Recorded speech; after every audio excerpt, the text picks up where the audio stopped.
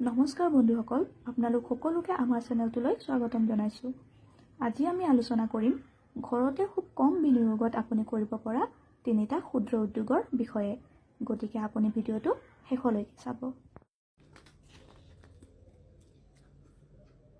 Phenyl বা toilet cleaner বা ধূপকাঠিৰ উদ্যোগ আৰম্ভ কৰিবৰ কাৰণে আপোনাক পোনপ্ৰথমতে মেটেৰিয়েলছবিলাক লাগে আৰু এইবোৰ বিভিন্ন ভেৰাইটিৰ ৰ মেটেৰিয়েলবোৰ থাকে। যদি আপুনি ফেনাইলৰ কৰে তেন্তে লেমন ফ্লেভাৰ, চিট্ৰনলা ফ্লেভাৰ বা নৰ্মেল প্লেইন ফ্লেভাৰবোৰ আপুনি ফেনাইলৰ উদ্যোগ আৰম্ভ কৰিব পাৰে।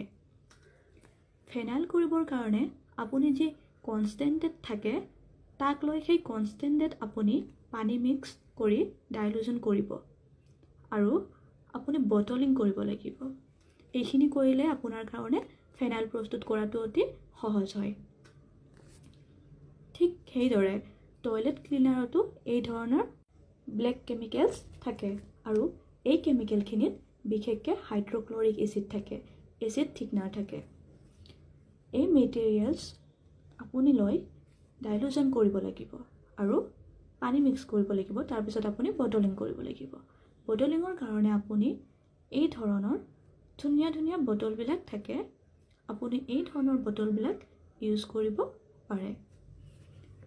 তাৰ কাৰণে আপোনাক ষ্টিকাৰ আপুনি এনেধৰণৰ লগাই দিব পাৰিব আৰু পিছত আপুনি তাক নেমুলেশ্যনো কৰিব পাৰিব।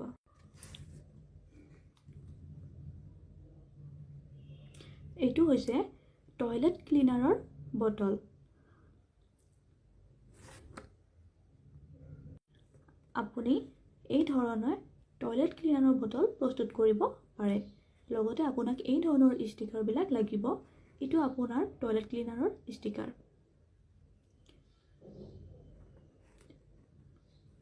এইটো আপোনাৰ হোৱাইট ফেনাইল ষ্টিকাৰ আপুনি এই ধৰণে এৰাই লগাব পাৰে। ষ্টিকাৰবোৰ ধুনীয়া হোৱাৰ দৰকাৰ, কাৰণ ষ্টিকাৰকেইটাৰ লুকটো অলপ ভাল হ'ব লাগে, যাতে দেখিলেই আপোনাৰ চইচৰ হ'ব পাৰে।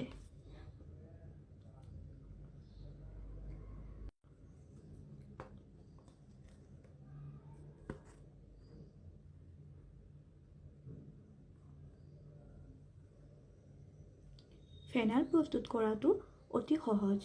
আপুনি কনচেন্ট্ৰেটটো লৈ তাত আপুনি পেকেজিং কৰিব লাগে।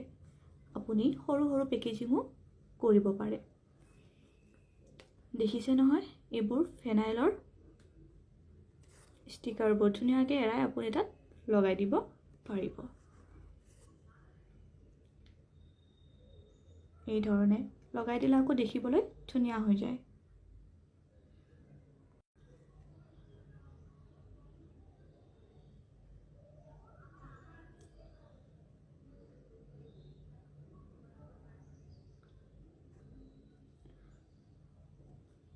আৰু ধূপকাঠিৰ উদ্যোগ 10 বা 12 হাজাৰ টকাত ইনভেষ্টমেণ্ট কৰি আপুনি কৰিব পাৰে। ইয়াৰ কাৰণে লাগতিয়াল 6টা সামগ্ৰী থাকে। ইয়াৰ কাৰণে সামগ্ৰী লৈ ল'লে হ'ল। আপুনি সকলোতকৈ ইম্পৰ্টেণ্ট পাৰ্টটো হৈছে আপোনাক ধূপৰ পেকেটটোৰ লগতে আপোনাক ইনাৰ পিপি লাগিব।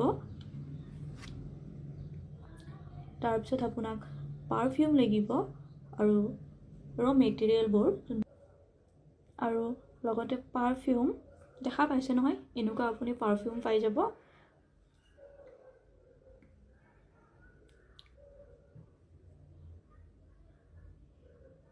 তাত ইউজ কৰিবলৈ আকৌ ইনাৰ পিপি, আউটাৰ পিপি আৰু পেকেটবোৰ, লগতে 2 ধৰণৰ ষ্টিকবোৰ পোৱা যায়। মেটেৰিয়েলৰ ষ্টিকবোৰ 2 ধৰণে, এটা হৈছে আপোনাৰ অৰ্গেনিক ষ্টিক আৰু এটা হৈছে আপুনি পাৰফিউম ইউজ কৰা ষ্টিক পোৱা যায়। আৰু আপুনি বিভিন্ন ধৰণৰ কালাৰফুল পেকেটবোৰ পাই যাব।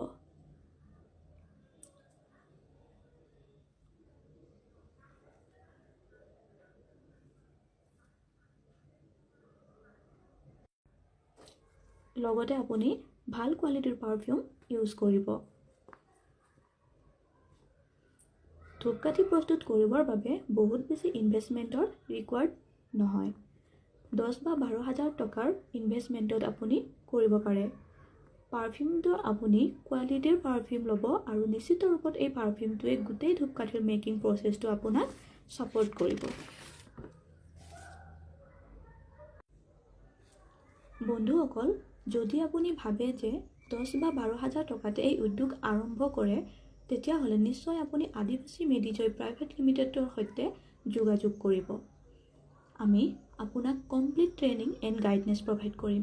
কেনেকৈ আপুনি ষ্টাৰ্টিং কৰিব আৰু কেনেকৈ আপুনি এই উদ্যোগটোৰ জৰিয়তে স্বাৱলম্বী হ'ব পাৰিব। গতিকে এই উদ্যোগবিলাকৰ বিষয়ে বা মেটেৰিয়েলবোৰ ক'ত পোৱা যায় তাক জানিব লগা থাকিলে যোগাযোগ কৰিব। ধন্যবাদ।